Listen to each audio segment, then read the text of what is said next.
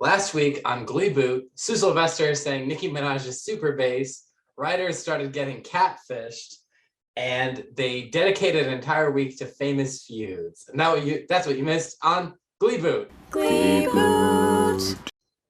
I completely forgot that Sue did that. Like a completely different universe every episode. I know we say this all the time, but yeah, but it truly is. It truly is. So Hannah might come later. She might not. So welcome to Gleeboot, the show where we get drunk and talk about rebooting Glee one episode at a time. I'm Cullen. Alyssa. And today we have a special guest, my college roommate, and someone who's made Hannah's life more difficult without ever having met her, Aaron Buckley. Hello. Oh my gosh, how? So Aaron Buckley was in all-white production of The Wiz. This is true.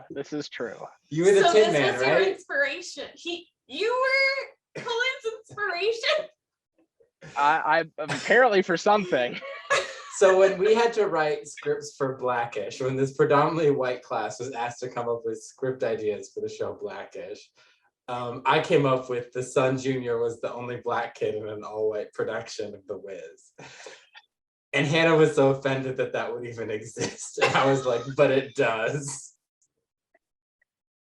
See, what I hate to say too is that that's a joke on Scrubs, that JD was in an all-white production of The Wiz, but yep, that was, our high school theater director was very intent on just doing good works, and people can say what they want about The Wiz, but it's an important piece of theater history. Now I'm probably not, being a heterosexual white male, probably not the guy to, get into the topic of what is or is not appropriate for certain groups to do in terms of theatrical practice. But I feel like I had an important cultural experience from being in it. Just not to say that, I certainly don't go around putting that on my resume by any means, but it was important to my development as an artist. That's a really good way to put it. Yeah. That really is, yeah. Yeah. I think Glee had a joke about an all-white production of The Wiz. I don't know. Kristen jokes about so many things. Kristen Chenoweth's character was gonna put one on and it failed. Oh yeah, I remember that now. Yeah. So today I'm gathered with my past and present roommates. Roommates of Cullen. Unite. So Buckles, as we often call you, the person who used to just call me and say my name like a serial killer. Colin. He would just call me and do that. That's it. That's Yep, that is the though? extent of it. I needed to let Cullen know that I was thinking of him, and I felt like the most appropriate way to do that was to just repeatedly say his name into the phone. Or That's, wherever it was. Fascinating. Sometimes it was at, different positions that he held at Oakland, just go up and just say Cullen. Incredibly distracting from work, I'm sure, but that's the price of being my roommate. So how long would you go on before either of you hung up the phone? It's like 20 seconds, I feel like. Yeah, and usually there was other things that were important to the conversation. Like there was a conversation that would have to happen either before or after that, but that was usually how the call would begin. Colin would pick up and I'd go, Colin.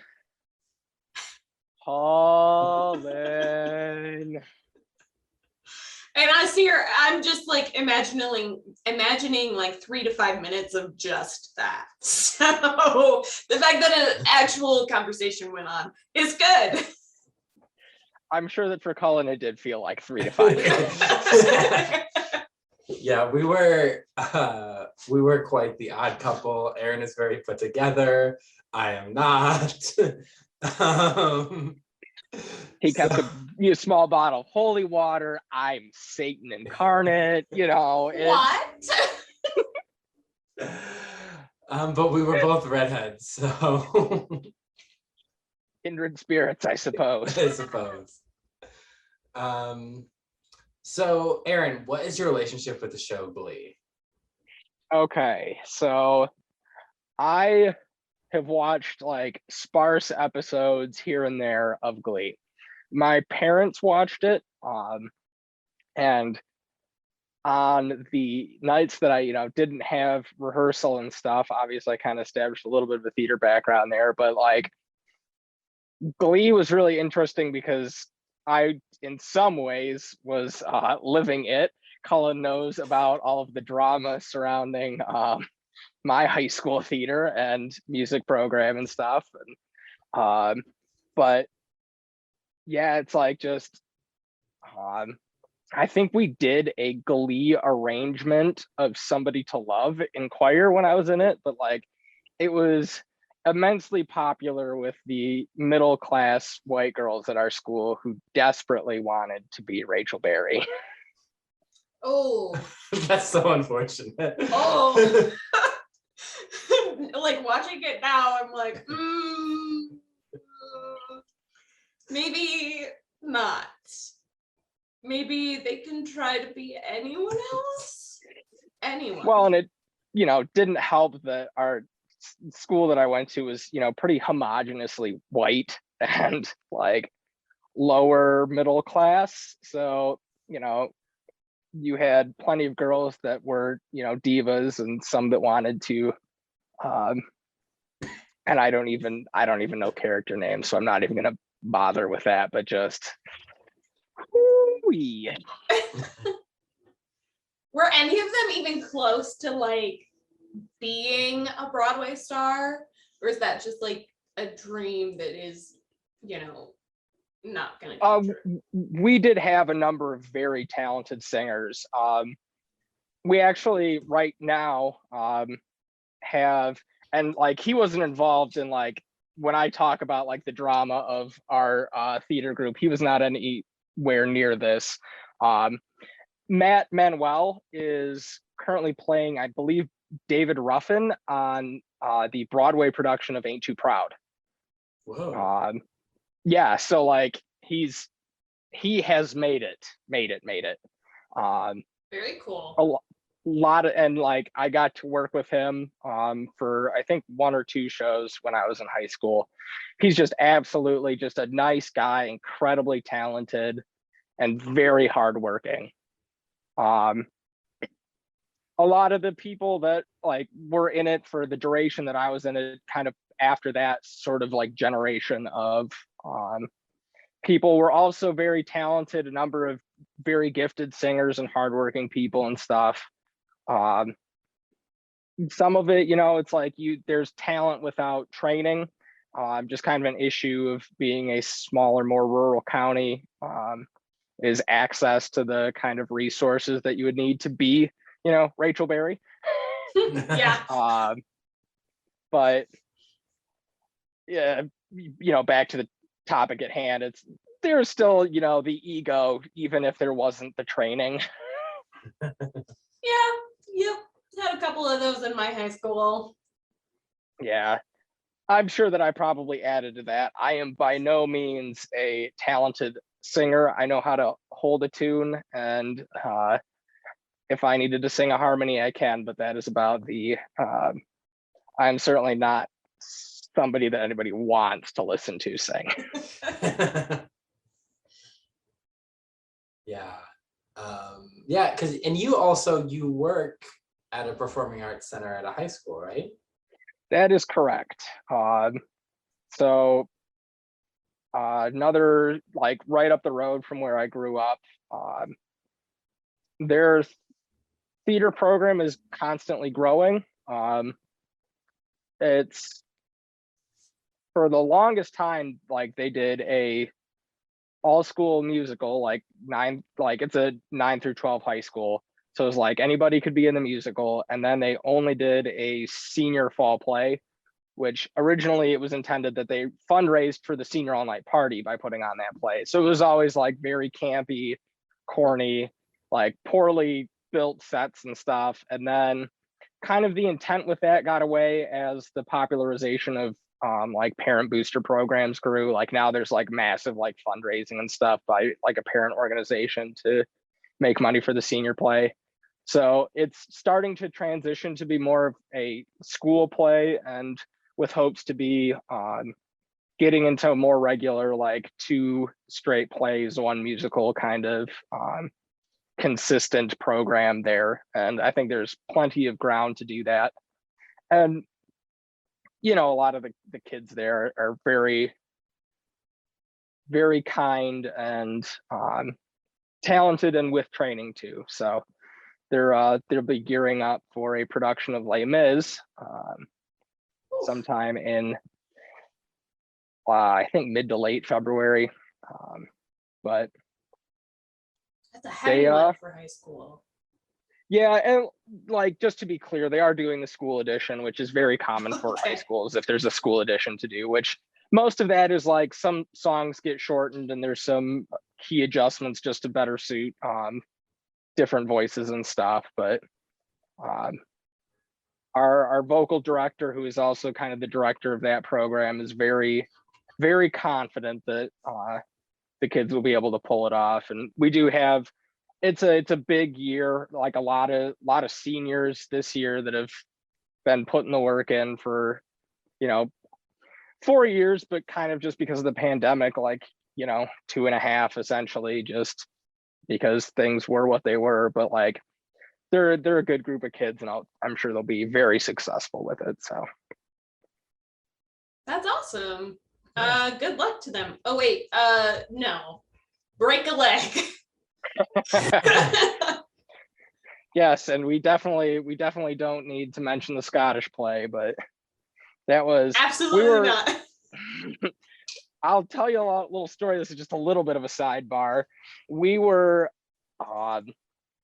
supposed to do Beauty and the Beast in March 19th was supposed to be our opening day, March 19th, 2020.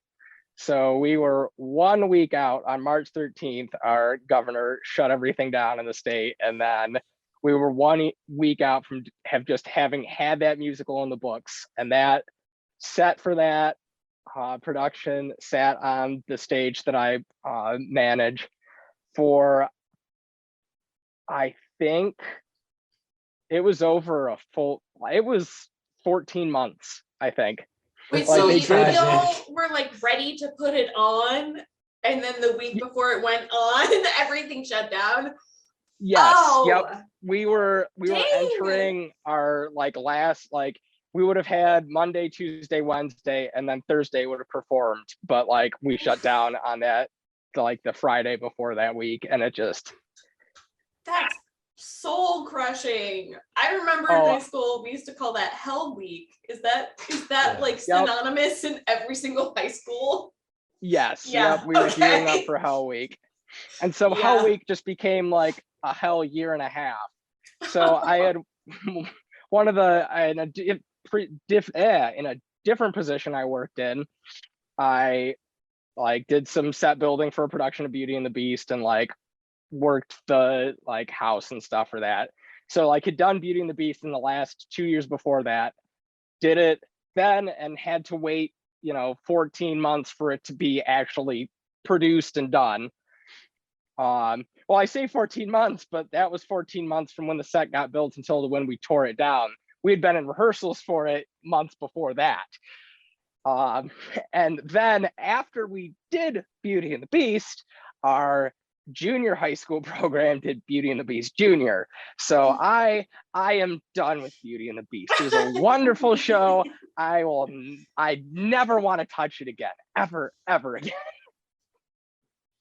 Acceptable. You need to watch High School Musical, the musical, the series, season 2, where they put on Beauty and the Beast. Oh my goodness. I have not watched season 2 yet. It's great. Hi, Suki. So yeah, I was just watching it and I was like, as someone who works in high school theater, this episode must be particularly bananas for Aaron. I Yeah. live so many of the plot lines of this show in one way or another as an outside observer, unwilling participant. So did you get a chance to take the BuzzFeed quizzes? I did. Well, I took the one. I took the Glee character. I didn't think that Glee boyfriend really particularly applied to me. So if you want, I can, really quick, if you guys want to, ad lib for a little bit, I can go do that one. It's okay. But my dad didn't do that one either. For my Glee character, I got, what is it, Quinn Farabee or something? I don't even know. Everyone gets Quinn. Fabre. Right. She's a great character who the writers hate. She was in seasons 1 through 3, and she sometimes shows up in season 4. She goes to Yale now. And they still do her dirty, like even in Yale. Like, come on. She's smart enough to get into Yale, and you're still putting her in all of these terrible situations. Like, why? Oh my gosh. I feel especially bad because season 1 through 3 would be most of when I had watched interspersed episodes of Glee, and I still didn't know who she was. She's the blonde cheerleader who gets pregnant. Okay, that's starting to ring a little bit of a bell. She tries to take. She gives her child to Idina Menzel and later tries to take it back. Yeah. It's a mess. She's a mess. The writers make her a mess. She texts and drives. And oh my gosh. Yeah. So, what are we drinking today? I'm drinking water. I am, I'm really getting high and mighty, fat and happy on this good old fashioned water. Cullen and I are pre-gaming for our Halloween party tonight. I am drinking a White Russian, correctly made this time because I've been shaking my White Russians. I apologize. To yourself. To myself and everyone who cares. Anyone who doesn't care, you can take my apology and, ignore it. That's fine. But for anyone who cares, I apologize. I have stirred it today. I am almost done. I'm drinking a Night Owl pumpkin ale. Is it good? It's really good. Cullen bought a pumpkin ale because it was dark colored and thought that it was a dark beer. I'm like, it's dark. It's in brown bottles. Cullen. So, he's trying. He is trying.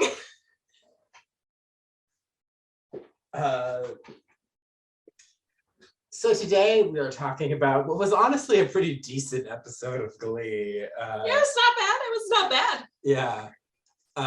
Guilty Pleasures, season 4, episode 17, I believe. Yeah. Okay. So we have a few storylines. We have the Blam storyline, the main Sam and Blaine. We have Kitty, Jake, and Kurt and Rachel. So let's talk about Blam. So cute. Okay.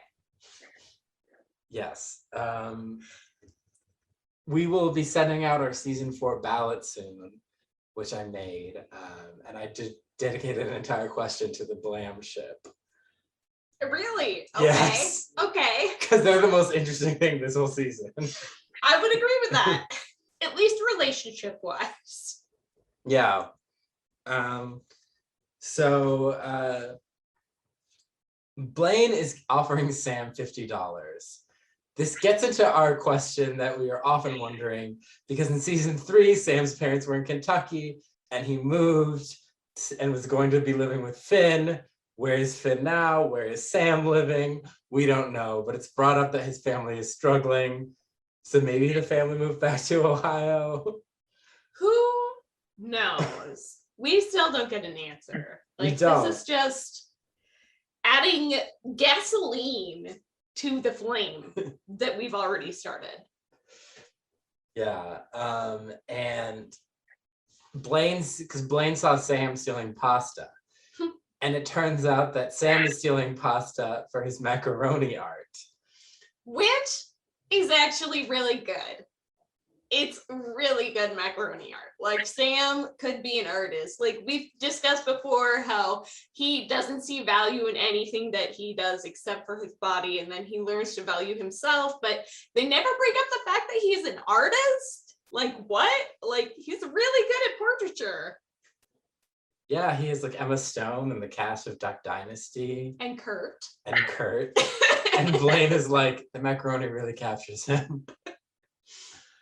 Like, you could make, I don't mean to disparage modern art at all and the things that you can sell in galleries these days, but he could definitely like capitalize on this idea of creating macaroni art portraiture and putting it in a gallery as like some sort of bullshit concept of how your inner child matures.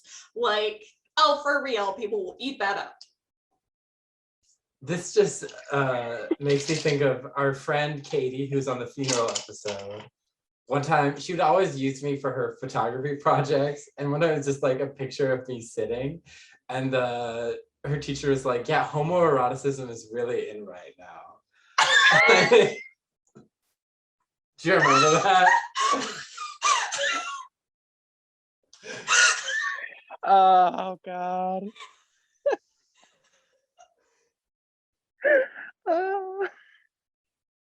Sitting there in a blue t-shirt and khakis in a dorm room. Congratulations, Cullen. You are the epitome of homoeroticism. And he called it out so abruptly. It must have been the overtones of the homoeroticism. There was no undertones in that picture. It was so plainly stated. Khakis and a blue shirt. It was a V-neck tee, so. Oh, V-neck. Okay. Showing it off for everybody. Collarbones. Ooh. Yeah. So then Sam is like, you have to tell me your guilty pleasure, like your dirty secret. Like, you found out that I make macaroni art, like you have to trade, like, which is in communication what we like to call social penetration theory. Wait, no, I'm misquoting that. What? Social penetration theory is the onion one, like in Shrek. It's basically, it talks about how like when you communicate personal information, people tend to reciprocate with equal personal information. It's like a communication tactic. I don't know what it's called. I don't know what it's called either. But like the teacher I had for that class, like a social mirroring or something like that. But so Blaine is like staring at Sam's eyes and his lips, and then he's just like, I love Wham. Okay.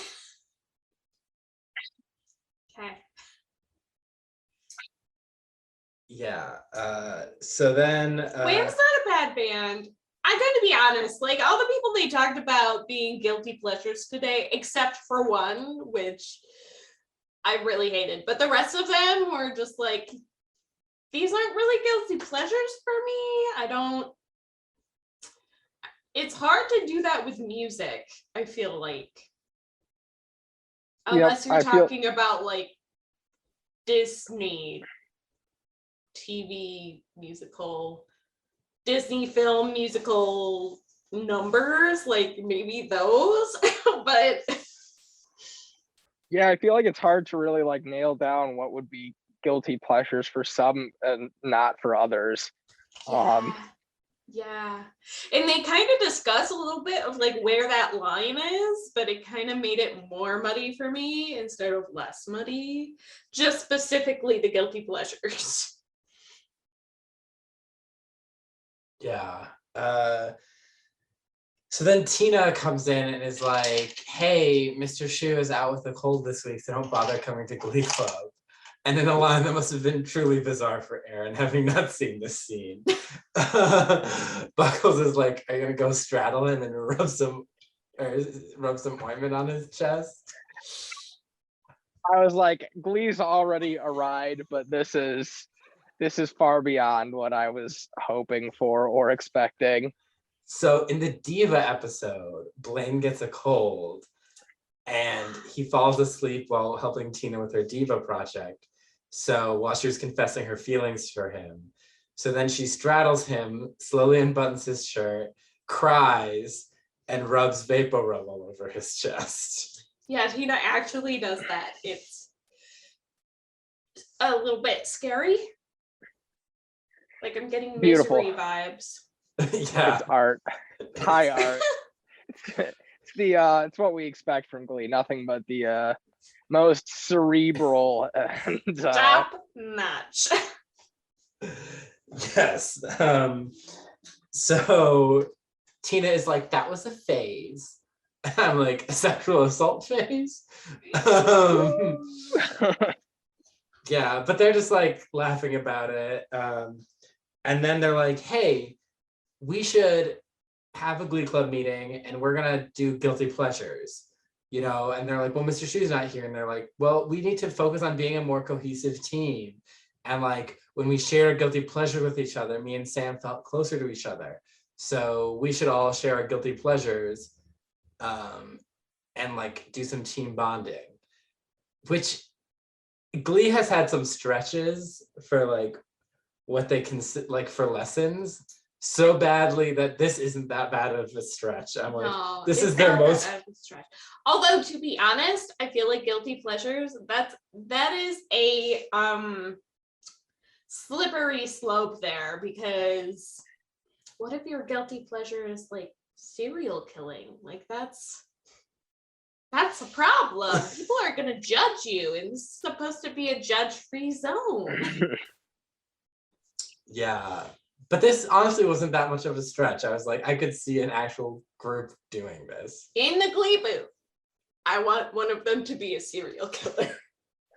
To be revealed in the Guilty Pleasures episode. What song do they sing about being a serial killer? The stalker song, I'm watching you, every breath you take. Every breath you take. Yeah, that one. That one.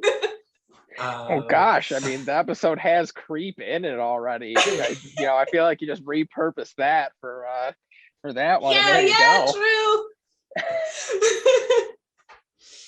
And so Jake is like, well, you should start.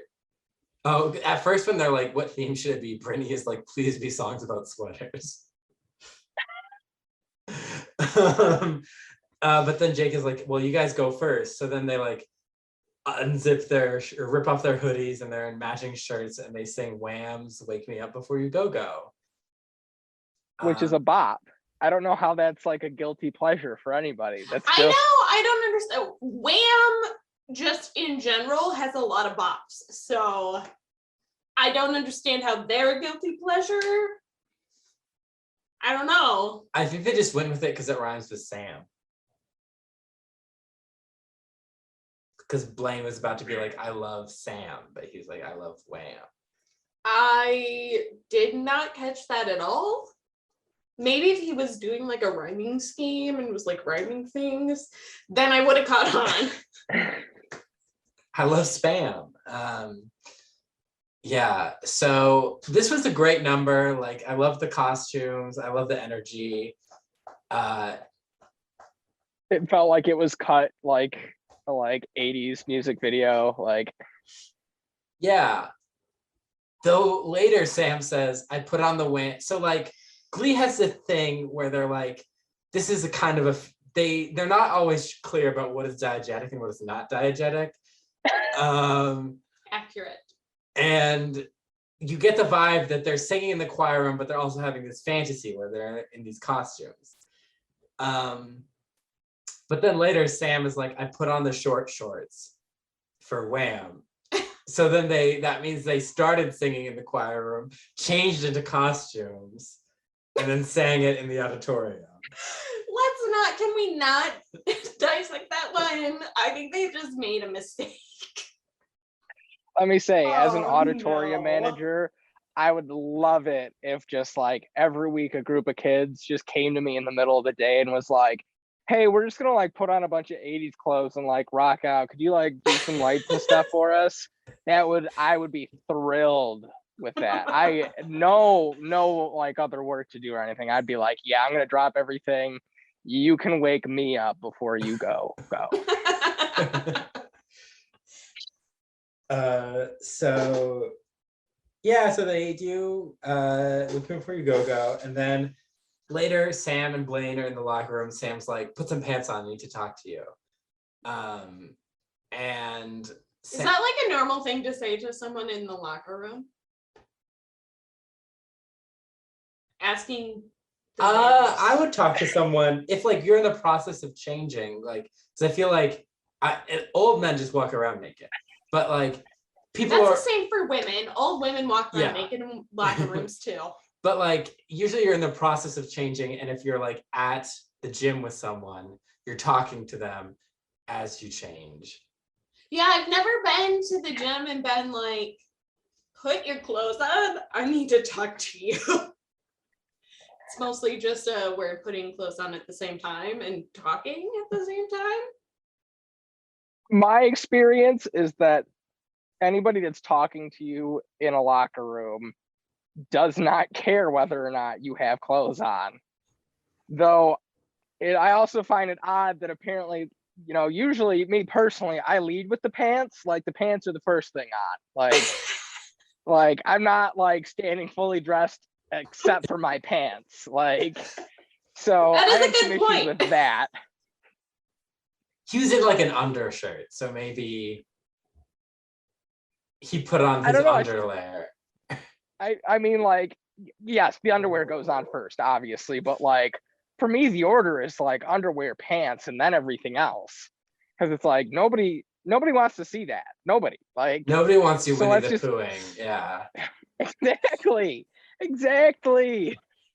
Yeah, I was a little confused by this line because I didn't know where Sam was going with this. I think they just wanted like a no homo joke, to be honest. Oh, Yeah. okay. That didn't come across at all. Because then Sam is talking about there's something inside of me, this like secret sin that's eating away at me. And it's all set up to be like, to sound like he's going to say he's gay or he has feelings for Blaine. And Blaine is like, do you have feelings for me? And then Sam is like, no, it's way worse than that.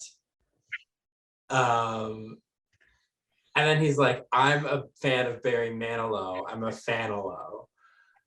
That cut to Artie in the like also in the locker room.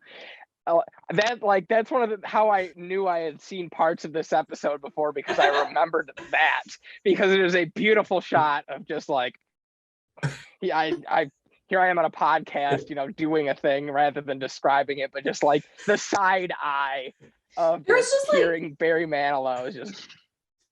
First of all, I have no idea who Barry Manilow is. I did not recognize the song that they ended up singing that was by him. But the fact that you're not supposed to say that name in a locker room, is that like, is he gay or what? I really didn't understand this part of the. I think it's just Glee being weird. Okay. Yeah, it's like, I think the joke there is that like Barry Manilow is like this like. So they're not being homophobic. They're just being weird. Yeah, I think that was more of a joke for probably like the people my parents' age who like have people that like Barry Manilow. And I'm not saying that I don't like Barry Manilow, but like he is this like light rock, kind of easy listening aesthetic that some people would just find. I suppose there might be like a certain gay joke to it too, because I think Barry Manilow is fairly effeminate and dresses pretty Extravagantly. I don't want to Is talk there- out my butt there, but I do believe he's kind of a poor man's Elton John.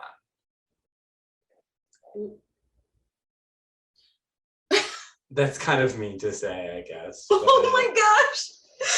I was like, he can't afford Elton John's clothes. No, like, have you ever heard the phrase, like, a poor man's? Yes, but that's literally what I'm thinking. Like, he's trying to wear sequins, but he couldn't afford the sequins. No, it's just like he's the less good Elton John. yeah, it's like if Elton John, Rod Stewart, and Tony Bennett had a kid, it would be Barry Manilow. I'm never gonna look him up now. Like, I'm just living for the descriptions that you guys are giving me. So then Blaine is like, you have to just tell everyone in the choir room, it'll feel better. So then Sam gets in front of the choir room and he's like, I'm a Fanilow. I love Barry Manilow. And he sings my favorite Barry Manilow song, Mary the Mole from the movie Thumbelina. How dare you bring that into this? He did the songs in Thumbelina. I think maybe I've seen that movie once and I don't remember any of it. So I remember you talking about it though, and that was a treat. Yeah, so he sings Copacabana in a fluffy sleeved outfit. And everyone gets up and dances around and they have a lot of fun and they're like, that was great. Like an ethnic outfit? Like, I think it's supposed to imply some kind of like Latin American, like tropical culture. Okay. I'm not familiar enough with like to know if that outfit is reminiscent of a specific culture or if it's just like painting with a broad brush. Yeah. I don't know. I thought it was. It's very similar to what they wore when they did the mashup of Bambaleo and Hero in the Spanish teacher episode. Without the pointy shoes. Okay. So they sing Copacabana, and then Artie admits that he's a Fanilow as well. And everyone seems to be happy and having a good time. And then everyone turns out to be a Fanilow. Yeah. And I wondered why, because the song that they just sang was terrible. That's not a bad song. It's kind of a bad song. I didn't realize there was like this whole like somebody getting shot subplot in Copacabana. Yeah, don't fall in love in Copacabana because otherwise it's the passion just overflows into murder. They like acted out the story too. So that made it interesting to watch. But then Sam approaches Blaine in the library and is like, I admitted I was a Fanilow and all this, but like I feel like you're not being honest with me about what your guilty pleasure is. And Blaine's like, yeah, I'm being honest. And Sam just isn't buying it. So then Blaine sings Against All Odds / Take a Look at Me Now by Phil Collins. Not a guilty pleasure, not at all. That's kind of an iconic song. Yeah. Yeah. Like that and the drum solo in the Air Tonight are like iconic Phil Collins. Like, Yep. though, can we take a moment to talk about how, you know, Darren Criss is the only person on that show that the creators entrusted with not using like auto-tune / pitch correction? Like, Yes, we get a fairly authentic like piano and string ensemble for the one number that Darren Criss does because they knew who they had. I actually remember seeing the scene and then wondering if it was like the original take and they didn't do anything in the studio. So that was interesting. It felt very authentic. Yeah, when it first starts out, like before it cuts away at all, I thought that it was just in camera. Same.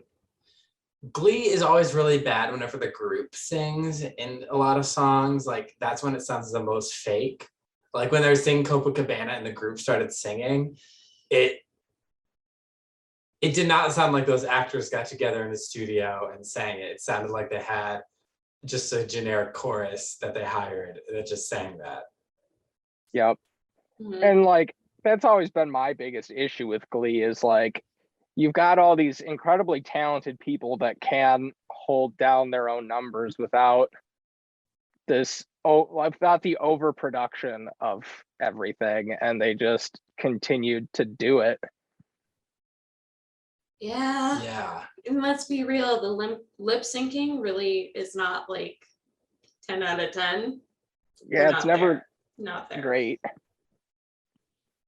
Yeah. Like I'd be really curious to see if they like would ever release like what they're like on what they would, by their definition be underproduced stuff would sound like, because it's like they had so many talented people on that show. Like just that, I feel like that would have been a better service to their intended audience members than like this just kind of the whole like high school theater thing is like you have all these people that want to be Rachel Berry, but like they're also giving her like a bunch of studio aids, so to speak, to be able to like make her sound as good as she is. And I feel like it would have been better to just hear these performers authentically giving performances, Because Leah And, Michelle yeah, can sing.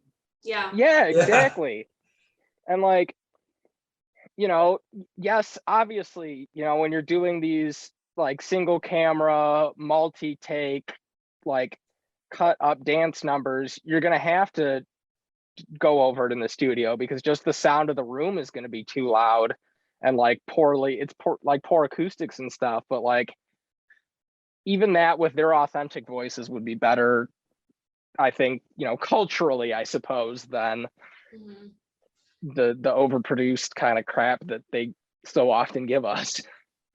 Yeah, it's like the similar issue of them always talking about how underfunded they are, and then they do these huge productions and huge numbers without having any, like, they're perfect, they're like Hollywood standard, and it just really doesn't make any sense. So Yeah.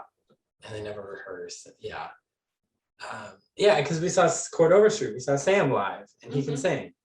yeah, Yeah. it was really good. Yeah.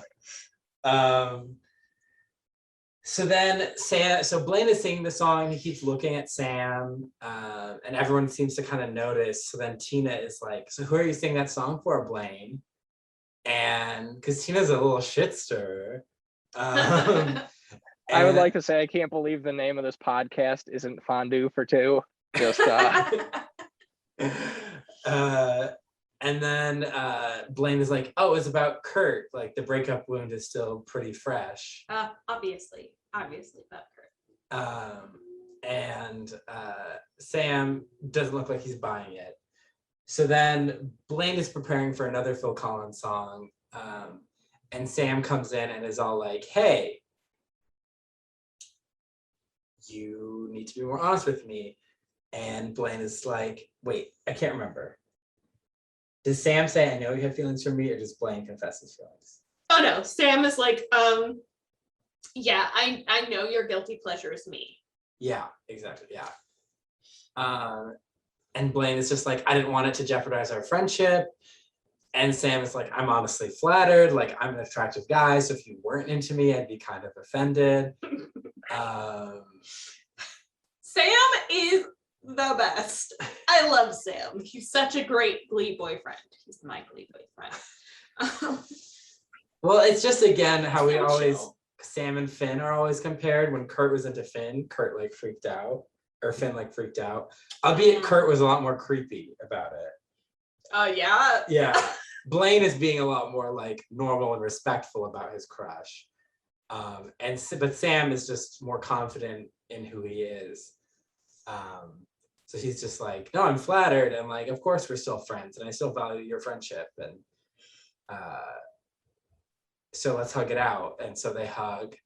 And he's like, is that a pack of lifesavers in your pocket? Because we got a nice boner joke. And he's like, oh yeah, they're breath mints. Do you want one? And they're like, yeah, sure. But I thought this was a really sweet scene. It was really super cute. sweet. And like Sam being the most beautiful human being, wait, no, golden retriever is once again affirmed. I'd like to real quick, so, I saw that, the makeup artists were nominated for a primetime Emmy for the makeup for this episode. What? Yeah, yep, that's a thing. And obviously they didn't win, but like whoever was like, Darren Criss has all this like lovely, like very like lifted flowy hair. Let's just slick that shit down to his head and make him look like a toe. Like, why are we doing this to him? Like, he's such a pretty boy. He doesn't like this whole like slick down greaser look thing, just does not do it. Like, we see him with like his like his normal hair in the Wham section. Like, why can't we just have that? Like, it's a whole thing, because when he started on the show, he had like some gel in his hair, but it was still like normal. And then as it went on, it became like a caricature, super gelled. And then they blanded hair gel at prom and he didn't want to go. And he said, my hair looks bad without gel. And they all made fun of his hair without gel. But it looked normal. And now he's back to the super slick gel. But yeah, I don't know. They can't figure out what they want to do with this hair. But I'm super curious, like, what part of the episode were they getting nominated for? Because this isn't even like a. Apparently, it was outstanding makeup, like just outstanding. Well, let me be clear: outstanding makeup for a single camera series, which they deserved to lose their, in that category because of what they did to Darren Criss. So. I don't know. That's super weird. I can't even think of anything that is like. I wish that it would have been for like this episode.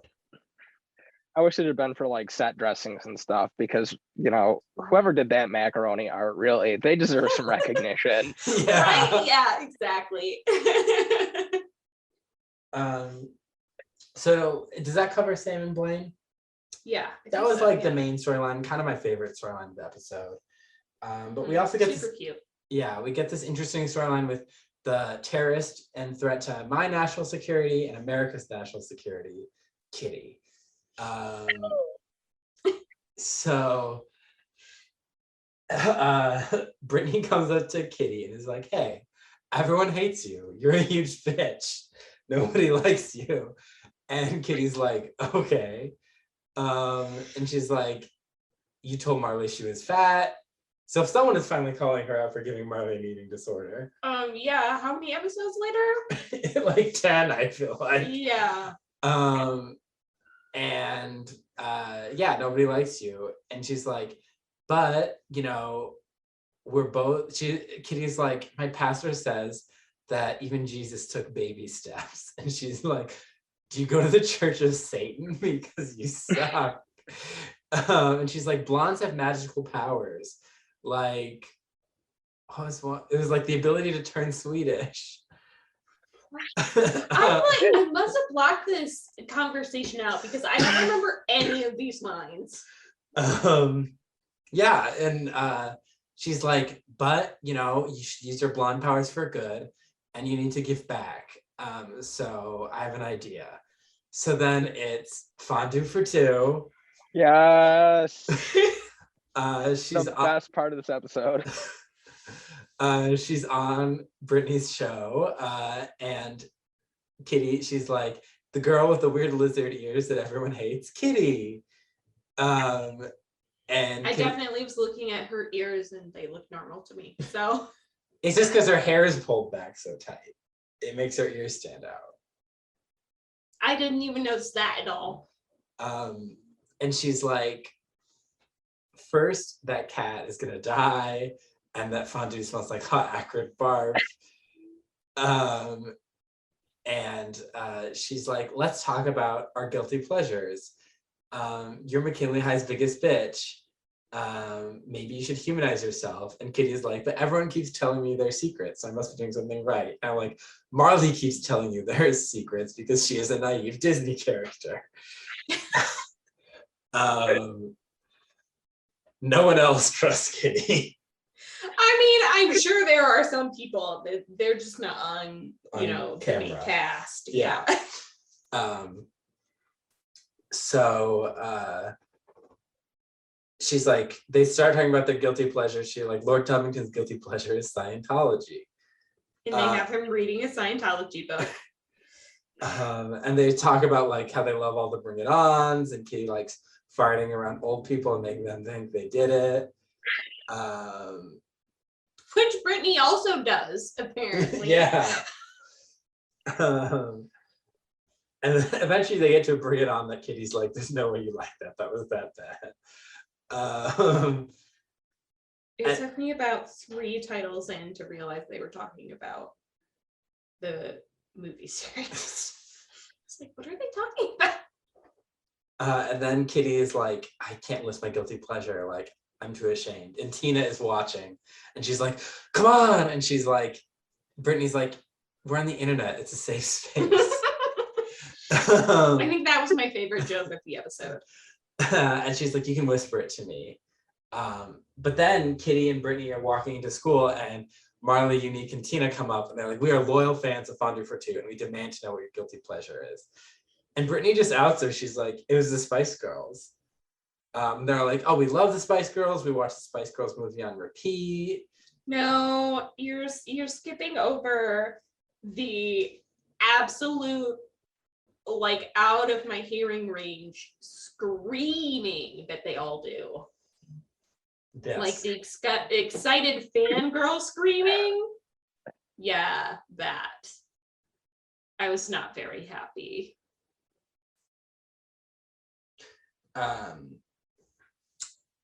So yeah, they decide that they're all going to do the Spice Girls at Glee Club, and they're debating which Spice they should be. And Unique is like, obviously I should be Scary Spice. And Kitty's like, there's nothing scarier than a girl with a penis. And they're all just like, the fuck? And then Brittany's just like nudges her and she's like, kidding. And they're like, okay.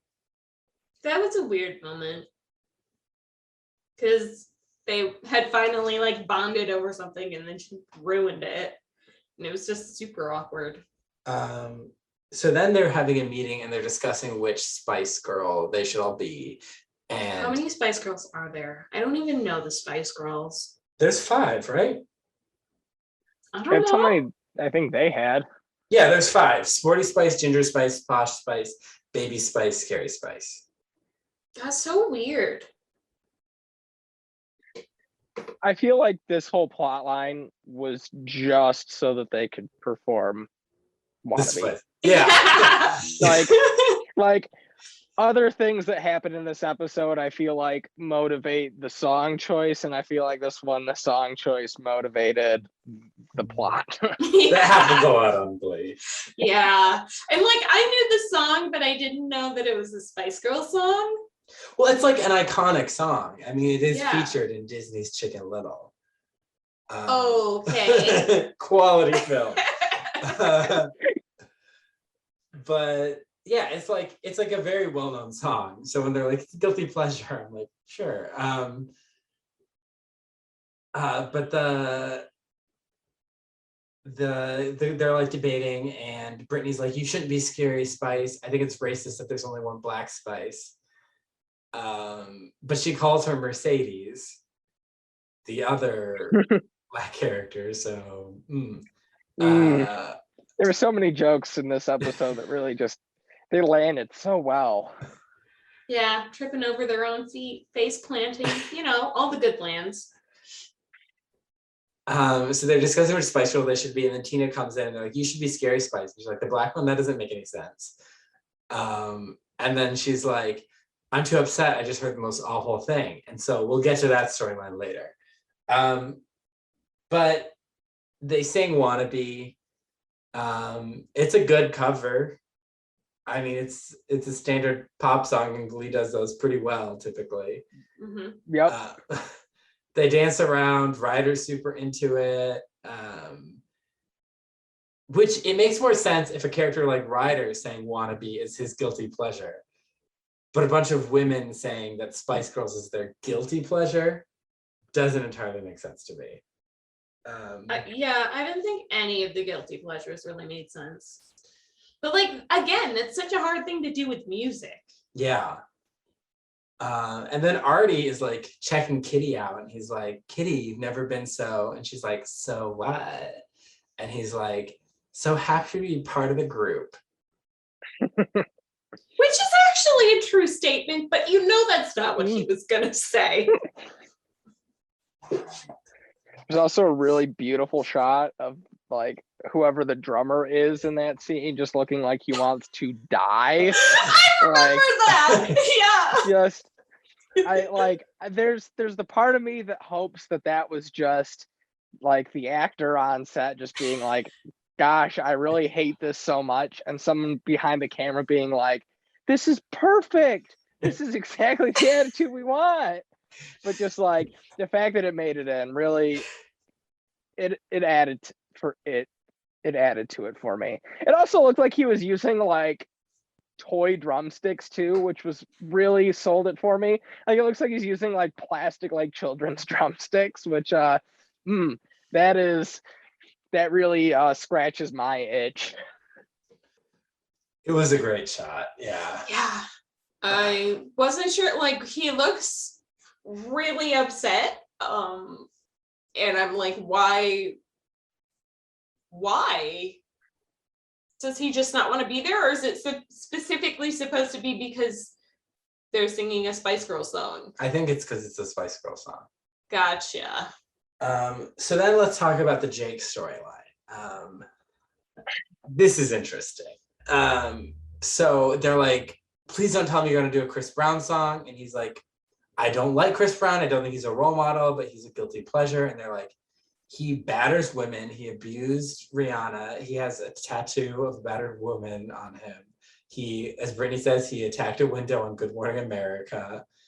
They're like, he's definitely not someone we should be singing. Like, he should be banned. And he's like, we sing Britney Spears and Rihanna, and they're not good role models.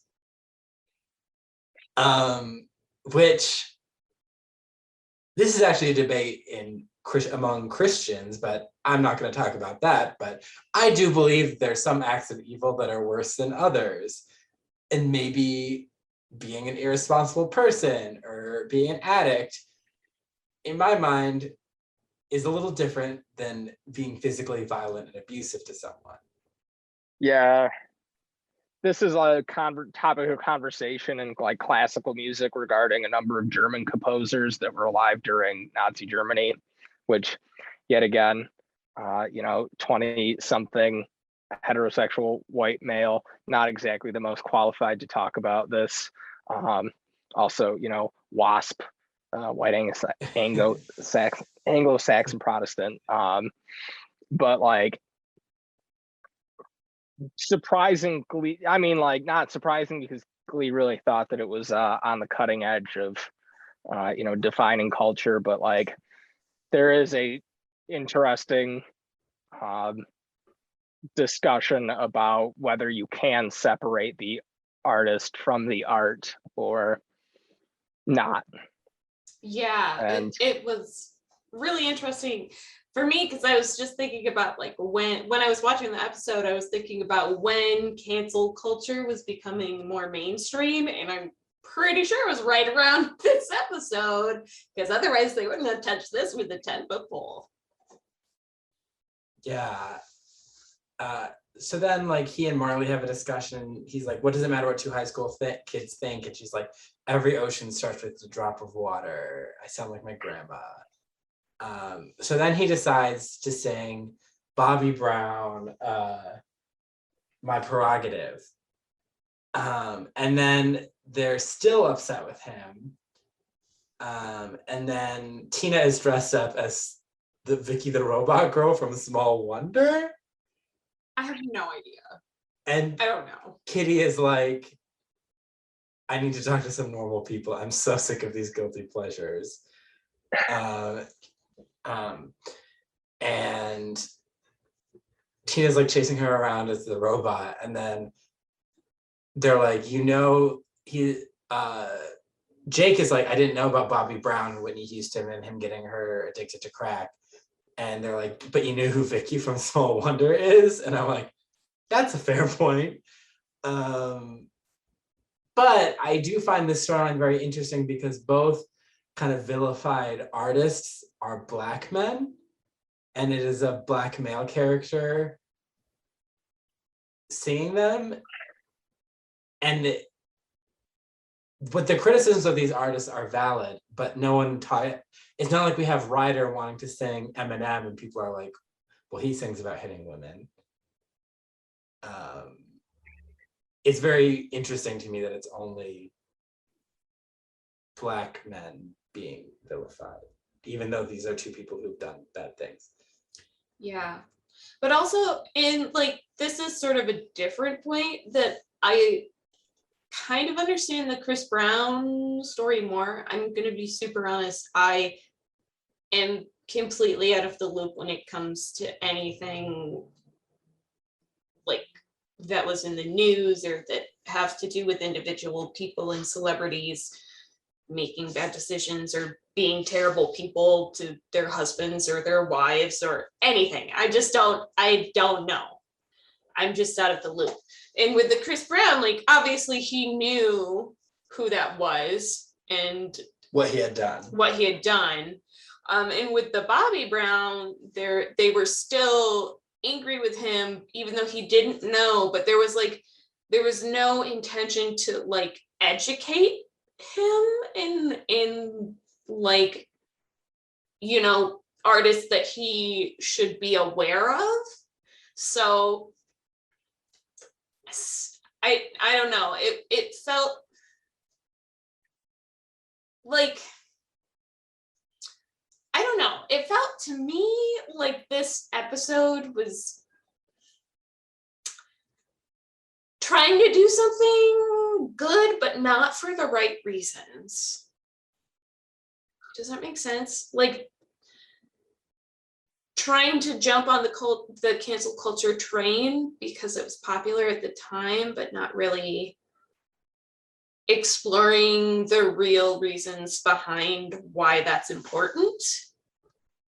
And it was such a small plot line, and I wish it had gone a little bit more in depth and how you and other people around you can actually approach that sort of situation. And obviously there's no right, there's a more right answer, but I don't think anyone has come to a very super definite conclusion yet. Especially you were saying, Aaron, about or Buckley, what should I call you? So my nickname all throughout high school, and Cullen knows it because our mutual friend Katie, who was on the podcast, also called me, was Buckles. Buckles. Okay. Yes. Do you like that, or do you not want me to call you that? No, I'm more than okay with being called that. That is a I don't know. It's just it's a fond memory, and I'm fine with it. Okay, well then, Buckles was saying, this is something that also extends to classical artistry and things like that. So it's an ongoing issue. Yeah, it touches Harry Potter and J.K. Rowling. Yep. Yeah. Major things. So in a better show that had a good adult figure, because Will is such a terrible adult. He's not in this episode, thank God. I know, he's not even in this episode. But there are no adults in this episode. No adults. I think it's the only one that features none of the adults. I think I read that. That you could have had an adult talk about separating the art from the artist, or how they view it or something, and come to a more mature conclusion. But all we have is Marley, a white girl, telling Jake, a Black boy, how to be. Yeah. And not to mention also, this was the first time I had seen the Glee Club so outwardly aggressive towards any other member. Because they were booing and hissing him as he got up to sing. And that I've never seen that from the Glee Club before. And I didn't like it. Yeah, except when Blaine accused Kurt of cheating, and then Brittany said she just had the fastest land speed of any living animal. And they all aggressively sang the Whitney Houston song at him. I mean, yeah, but that was a song. Like, this was Yeah. the first time that I've seen like the Glee Club like be outwardly aggressive, not in song, and like In what's supposed to be like a safe space. yeah, and I didn't like that. Yeah. So then Jake, and so Marley's like, you know what my other guilty pleasure is? And Jake's like, please don't say me. And because that would be cheesy. And she's like, anything starring Jessica Simpson. And then they like kiss and they're like, we're super into each other. And so they resolve their issues. I'm so out of the loop because someone's gonna have to tell me Who Jessica Simpson yeah. is. She was a singer in like the early 2000s, I want to say. Yeah, it was like right around the time of like Britney Spears and stuff. Like, I think there was a lot of comparisons between those two. And I just know her dad was kind of weird, and she was kind of dumb, and she was like, I know this is tuna, but is it chicken or is it fish? Wait, what? There's a video of her being like, is this chicken or this fish? And people are like, it's tuna. She's like, I know it's tuna, but is it chicken or is it fish? Like, for real? That's like a real thing. It wasn't staged at all? Yeah, that's. Oh, well. Yeah. Okay. Maybe she's like Britney and emotionally. Intelligent? Maybe. Yeah. Yeah, I don't like, know and much that about would be Jessica like why Simpson. she's a good actor and Marley likes her. I don't know. So let's get to New York and the New York stuff. Oh boy. So Here we go. So Kurt's in acting class and they're talking about this girl's sense trauma memory of potty training. And Which, yeah. Oh, I don't even. That's hard. I don't remember anything that I don't age. Yeah. I'd like to say for the record that is like acting classes though. Like That's like accurate. Yeah, I mean like in acting classes, let's see, I've described the situation where I pooped my pants as an adult. On the first day of class, story. that was how I introduced myself to my class. Oh I've no. given classmates a full body massage. I have done breathing exercises with classmates that essentially amounted to cuddling on the floor. And like, it just, yeah, it doesn't like that scene opened and I was like, this doesn't faze me. This doesn't surprise me at all. This is acting. This is how we explore acting. Acting 101. Yes. And then Kurt's like, I'm ready to blow them away, but I'm not even going to tell them my real guilty pleasure, which is my boyfriend arm Bruce, that I sleep with, this non-judgmental thing to feel like I'm being held. If Adam knew, or God forbid Blaine, I would be devastated. I'd be so embarrassed. So then we get this scene in the bathroom where Santana is finally paying rent. So she's like, if I get a third of the rent. They skipped over so many things. Oh yeah. Last time we saw them in New York, Santana was lurking in a hotel room. Brody came in, Finn came out, punched him and said, stay away from my future wife. Yep. So here. Wait, isn't future wife, isn't that potentially an indirect reference to Tommy Wiseau's The Room? What? Because I'm pretty sure that's what Tommy refers to Lisa. No. Oh my god. What? Yeah, that is exactly that. I am like 100% that. No one knows that The Room is, better than Aaron. Oh my goodness. That's not entirely true. There are people that do, but like, oh boy, do I If love that's the an room. actual reference, I'm gonna die. Because we talked about that line for like a good 5 minutes. I mean, like, I'm pretty sure that is what he calls her, because I remember it was like, it wasn't fiance, which is what you'd expect, or like my wife. It was my future wife. Yep. Someone God, I on love Glee thought they're being slick and they're like, we're gonna slide that in there. But we caught him. the writers on Glee, they think that we aren't cultured, but I mean, the room was 10 years old at that point, so Oh it had been boy. playing in that one theater out in California for a while at that point. So Maybe there are some. I don't think I would put the room under, the list of things that I would call cultured, but I'm going to go on the IMDb page for this, and I'm going to add that as like a citation for a like bonus feature or fun fact about it. So then, yeah, Santana's like, if I'm paying a third of the rent, I should get a third of the shelf space. Like, Rachel, do you need all these beauty products? You still look terrible. And Kurt is like, those are mine, and you're being a bitch. And like, maybe you have so much, if you use them, you wouldn't have so much oil on your face as much as the Middle Eastern dictator, or like something like that. it was weird. And she's like, oh, you think you can fight? You want to fight back? What if I told your bestie about her boyfriend? And he's like, we made a pact.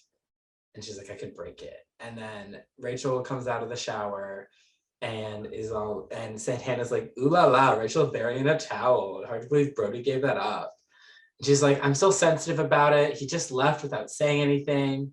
And he leaves and is like, we'll always still be friends. It took me like a good 30 seconds to remember like why Brody is not in her life anymore, because the whole scene of them breaking up happens off camera. Yeah. Why tell your audience, the classic film things, why tell your audience what you can show them? Or, as Glee likes to do, why tell or show your audience when you can imply that it happened? Yes, exactly. So Kurt is like, Santana's like, that's a classic breakup line. Like, he's so lame. You don't need him. He's gross. And Rachel's like, everything still reminds me of him. And Kurt wants to keep Rachel's ego strong because she has her Funny Girl audition coming up, which we haven't talked about in like 5 episodes. Yeah, I thought that already happened, but apparently not. I wonder if they're going to have it happen off screen or if this is going to be like a thing in an episode. So then Santana is like, you have us, you have friends. And Rachel's like, friends that like tear down my appearance. And I'm like, Rachel, your spray tan is pretty bad. And Santana's like, no, friends that help you play pranks on your other friends. Like, we could draw a mascara mustache or put his hand in warm water and make him wet the bed. So they decide they're going to make him wet the bed. And they sneak into his room and they find his boyfriend pillow. And Kurt is horrified. He's like, this means privacy. And like, you have a boyfriend pillow? The curtain means privacy. I don't think I would be able to stay in an apartment if I didn't have a door. Like, I need a door. And he's like embarrassed that they found his boyfriend pillow, but he's like, it's great, and they're like, you're not that lonely. He's like, sometimes I feel lonely. So then he gets Santana and Rachel their own pillows. He gave Santana's pillow a dress and some perfume. So Santana's like, you gave him a sex change. And a boob. Yeah, it has a boob. Yep. And so Santana's enjoying her pillow, but he's like, Rachel, you have a non-judgmental boyfriend pillow named Cullen, named after the non-threatening boy in Secret Garden. And she's like, I'm not that lonely. Just because me and Brody are no longer living together doesn't mean we broke up.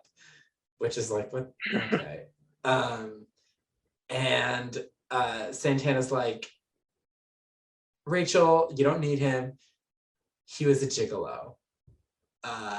And Santana, which Hannah called it, like she's like, he's selling his body. Yep. For sure. And so she's like, please tell me Santana's lying. And Kurt's like, no, it's true. And she's like, oh my gosh. Which, how does Kurt know? We never saw Kurt knowing. He never knew. I don't understand. So then we get a scene of they're at school and Rachel comes up to him with money and offers him money and is like, hey, I thought that we could have dinner tonight. Is this your going rate? And he's like, what the fuck? And she's like, I found out you weren't being honest with me. Well, first she's just like, you're a man whore. How could you? Like, that's disgusting. And it was like deep cuts. Yeah, and she was doing this in public. Yeah, like with his students in the room.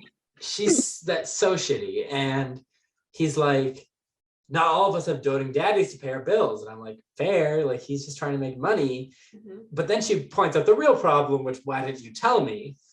You said it would only work if we were being honest, which was a conversation that happened off screen. I feel like this is one of the times that Glee actually did a pretty good job in like doing where it's on the nose and then you take it further and further off the nose until it's sort of like the conversation pinpoints. So it starts off as being not really about the issue and then eventually becomes the issue. Yeah. I think she's being a terrible person, but I also think it's actually pretty realistic for the situation. Yeah. So he's like, you weren't honest with me. I know you slept with Finn at that wedding. And she's like, did Santana tell you? And he's like, no, I just knew. And she's like, to be honest, I feel like part of me was using this to make Finn jealous and to feel more mature and like to feel like I moved on. And Brody's like, so that's what this was. Like, it's gonna really suck seeing you around. And then they sing Radiohead's Creep. First they're like walking away singing it, then they're on like a stage singing it. There's a lot of different places they were singing. Yeah, they're like, song. She's like singing in bed and he's in bed and she's not, and they're like moving back and forth. Yeah, it's weird. It's weird. So then Santana and Kurt are having a Facts of Life marathon because Kurt was earlier talking about his guilty pleasures like Golden Girls and Murder, She Wrote and all that. And Santana's like, we need to make this a musical and make it gay, or like she implies that because she's upset that the two women didn't end up together. And then Rachel comes in and they're like, hey, how are you? And she's like, you know, I'm good. I feel ready for my Funny Girl audition. And I'm glad to have friends like you who support me. Santana, I'll never doubt your Mexican psychic third eye again. And Santana like points to her forehead. And she's like, happy that we have our new third permanent roommate. So they've officially accepted Santana. And she's like, but I'm going to play the heartbroken card to pick tonight's movie. We're going to watch the ultimate guilty pleasure musical, Mamma Mia. And then they all sing Mamma Mia. And then the Glee Club sings Mamma Mia as well. See, and like, I don't think that Mamma Mia is even like a guilty pleasure movie musical. It's like one of the like better done movie musicals. For me, a guilty pleasure movie musical would be like Disney's Into the Woods. Now, I think it's awful. Like, just to be clear, and that is not my guilty pleasure. It's like the type of movie that you like know is bad, but you still really like it. Dear Evan Hansen. I didn't hate that movie as much as everyone else. I haven't had a chance to see it yet. I had read a couple reviews, and it's always fun because you'll like read the one review by somebody that just like hasn't seen the Broadway production, so they have no idea like what they're trying to review, and it's a movie musical, and they're just like, I don't understand. I feel like the songs got in the way of the story, and it's like, are you Oh, and you get paid to do this? Like, oh, Yeah. All right. See, I don't like Mamma Mia, but I also know that it's not a bad movie. So it's that's same just personal same here. preference. Like, I'm a huge musical theater snob. Like, I like highbrow, that kind of stuff, and I don't pretend to like say that my opinion is better than other people's. I like what I like and I don't like what I don't like. And like, Mhm. I love ABBA. I would listen to a greatest hits ABBA collection. Am I going to ever go see Mamma Mia? No, no, Yeah. I'm not. Because there are some things that don't need to be musicals. Like jukebox musicals don't need to exist at all. But from what I know of the jukebox musicals, Mamma Mia, and specifically the movie of Mamma Mia, is very well done. So still don't feel like it's a guilty pleasure. So yeah, that's the end of the New York stuff. It was kind of small, but I kind of like it as like a B storyline, and the school is the main stuff. It was one of the better B storylines that they do in New York. Yeah. I do wish we had seen a good amount of it on camera, which we didn't see, but it was still pretty okay. Yeah.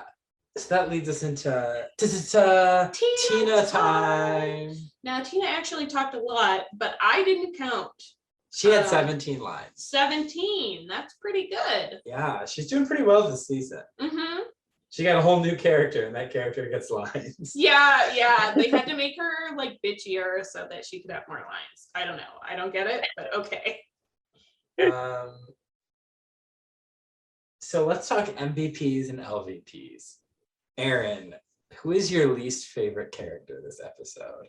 My least favorite character? I don't know. It's like when the things are bad, they're just so bad, but it's not like it's just so like consistently bad. Like it's I don't know. I feel like my least favorite characters are, probably Mr. Schuster and Sue, because they weren't in the episode. Like, at the very least, when Sue's in the episode, I have something awful to look forward to, just like a terrible human being. But like, and then Will Schuster, also a terrible human being, but for different reasons. So yeah, I'm not sure that I have a least valuable player, so to speak, for this. Alyssa? You go first. Rachel. For that, I don't know what your going rate is in front of everyone. So mean, so bitchy, so classist. Like, he was being a bad person by not telling his girlfriend that he was a sex worker, because that's something your partner should know. But like, Rachel's just so mean and immature. I think I'm gonna go with, what were our plot lines again? We had Blam, Kitty, Jake, and New York. I think Rachel probably is the worst one this episode because of her reaction. And I'm not saying that her reaction is like badly written. I think it's actually pretty well done, but it's just like not very nice. I'd like to change my answer. I think that Kurt was my least favorite character this episode, because he was lying in his acting class. If you're going to get down to the fundamentals of your childhood potty training trauma, you need to be honest with yourself, Kurt. Yes. Who is your favorite character? Who is your MVP of the episode?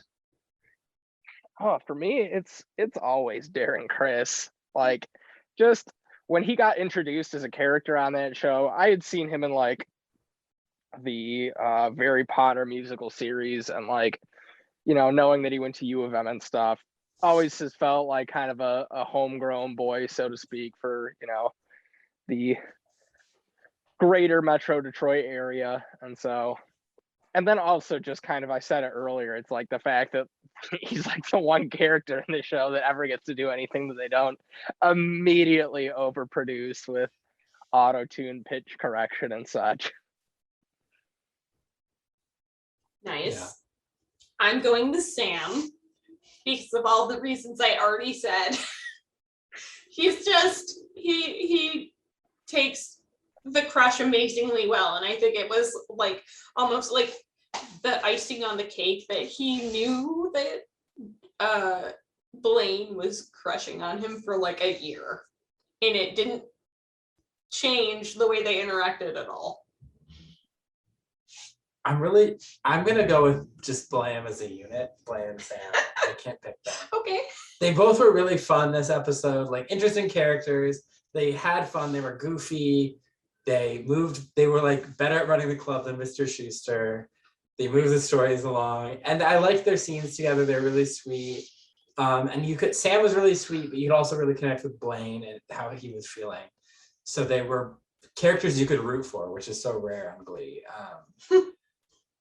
Because Unfortunately, our central protagonist is the person I said is my least favorite this episode. Yeah, so let's talk about the music. We have Wake Me Up Before You Go Go, Copacabana, Take a Look at Me Now / Against All Odds, Wanna Be, My Prerogative, Mamma Mia, and Creep. So honestly, not a bad episode for music. We've had some duds recently, and we've had some good ones. Mm-hmm. But Aaron, what was your least favorite song? I think for me, honestly, Copacabana kind of falls a little bit flat. Not even that it's bad, because it's like, honestly, it's a solid episode for the music, but I think just, and you know, obviously it's my personal preference and stuff, but like I really like Creep by Radiohead. It's a very fun and effective like musical theater tool.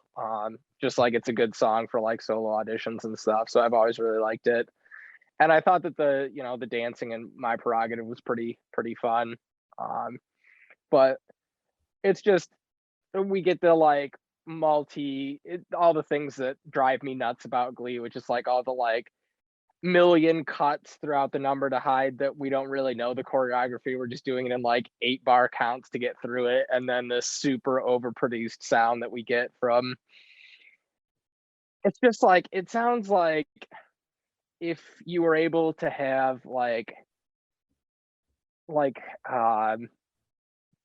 how they have like MIDI strings on like pianos and on like electric pianos and clavinovas and stuff, where it's like, oh yeah, you know, you're playing a quote unquote string section here, and it just sounds like super canned and just bad. That's what I always feel. Yeah.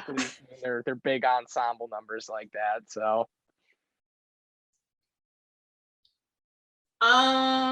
I'm gonna go with Copacabana also. I can barely say that for some reason. It just is giving my tongue some problems, like hurdles that my tongue just refuses to go over.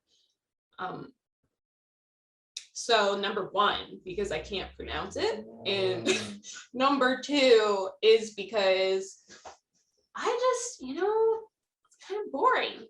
I don't like it. I probably wouldn't like the rest of the other songs that the person who I can't remember the name did either. So I'm going with that one. I'm going with Creep. Sorry, Aaron. I don't give a shit about Rachel or Brody. Their relationship has always been so boring. I'm glad they're broken up. And if we had delved into Brody feeling weird or an outsider or something is wrong with him because and like he feels bad about being a sex worker or like something, but we don't really delve into like how he feels about it. And Rachel definitely doesn't feel like an outcast anymore. She's like the queen bee of her own little apartment. And she won the Whoopi Goldberg competition thing. So I'm like, Rachel doesn't feel like a creep. Like it just doesn't, like it didn't fit the story. Yeah, I also think that when you take the F-bombs out of creep, it loses a lot of its punch. Yeah. What was your favorite song?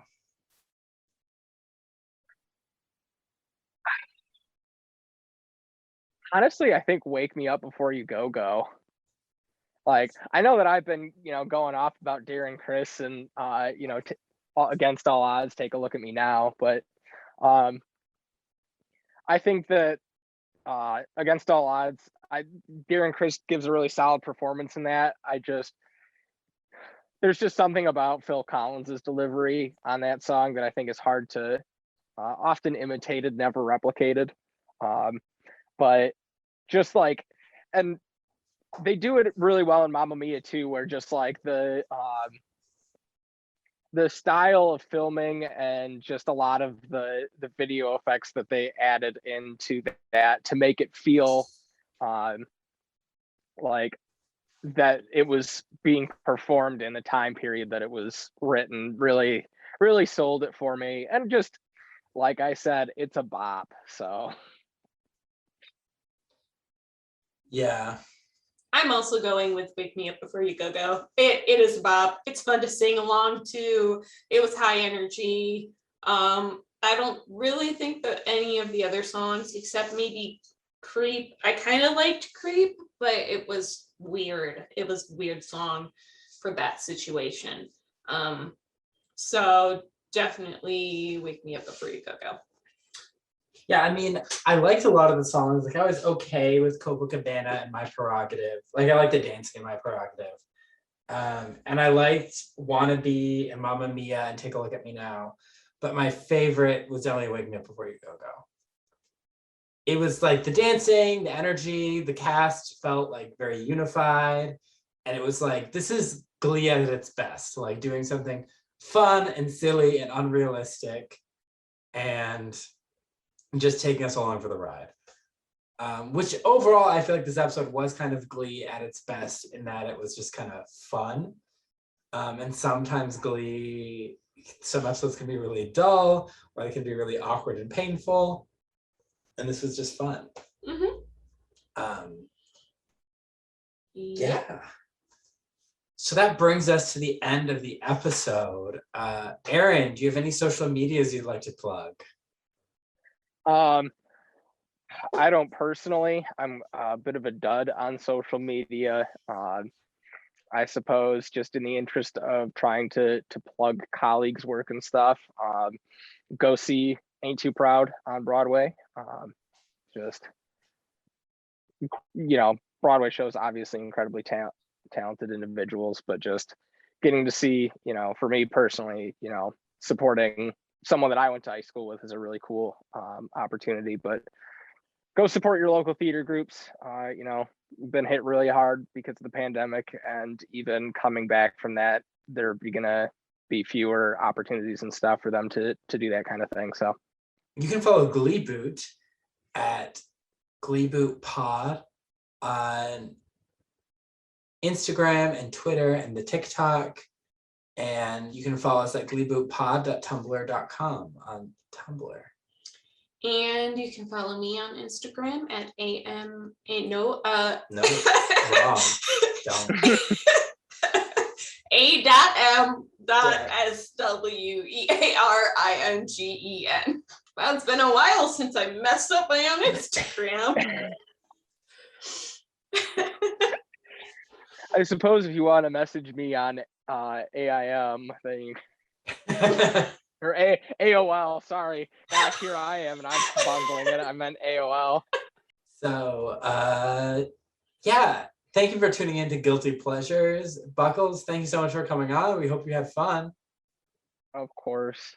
And my sayonara here is Cullen. Yeah. All right. Tune in next week for an episode that may very well beat Rocky Horror Glee Show to be the worst episode of Glee ever made for an entirely different reason. What? Okay. It's so bad we're not even having a guest because you don't want to put them through this episode. Oh my. Okay. It's about a social issue. Great. All right. Tune in next week for that. Bye. Bye.